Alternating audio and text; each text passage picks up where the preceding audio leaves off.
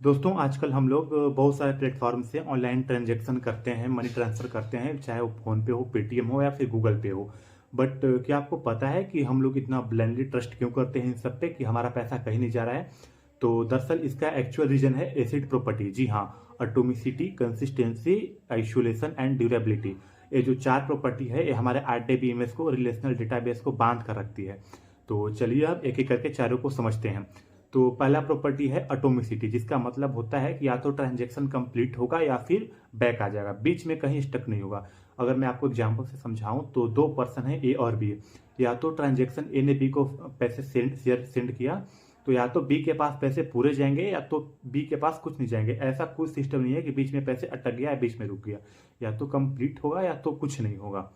तो एटॉमिसिटी का मतलब यही है। और सेकंड है कंसिस्टेंसी। कंसिस्टेंसी का मतलब ये होता है कि अगर मेरे अकाउंट से 500 रुपये कटे हैं तो उस सामने वाले के अकाउंट में 500 ऐड होंगे ही होंगे। और कंसिस्टेंसी इसी को मेक श्योर करता है। ऐसा नहीं कि मैं पैसे भेज रहा हूँ किसी और को, किसी और के पास चला गया, मैंने 500 सेंड किए, 200 चले गए, 300 रह गए। ऐसा नहीं होता है। और तीसरा है आइसोलेशन। आइसोलेशन का मतलब होता है कि कोई भी दो पेमेंट अगर एक ही टाइम पे हो रहे हो तो दोनों का जो प्रोसेस है वो अलग अलग होता है, दोनों आपस में मिक्स नहीं होते।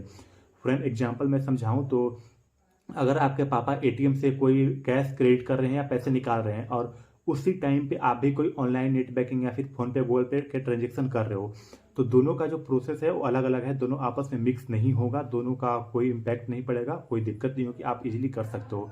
ये हमारा आइसोलेशन मेक श्योर करता है। एंड फोर्थ एंड लास्ट है ड्यूरेबिलिटी। ड्यूरेबिलिटी मेक श्योर करता है कि आप जो भी ट्रांजेक्शन करते हो वो उसका जो रिकॉर्ड है वो डेटाबेस में मेंटेन सेव हो ही जाता है। जैसे कोई भी ट्रांजेक्शन अगर मैंने किसी को 500 सेंड किए तो जो 500 अगर सक्सेसफुल सेंड हो गए तो उसका जो रिकॉर्ड है वो डेटाबेस में सेव होगा।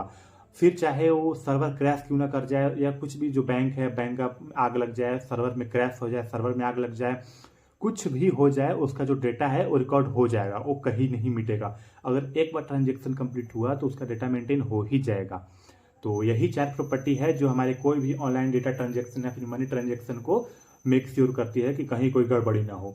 तो आगे से आप जब भी फोन पे या फिर किसी का यूज करें, गूगल पे का, तो मेक श्योर करें ऐसी प्रॉपर्टी है जो इन सबको संभाल रही है within a millisecond, microsecond. So दोस्तों, अगर वीडियो अच्छा लगा हो तो लाइक जरूर करें। धन्यवाद।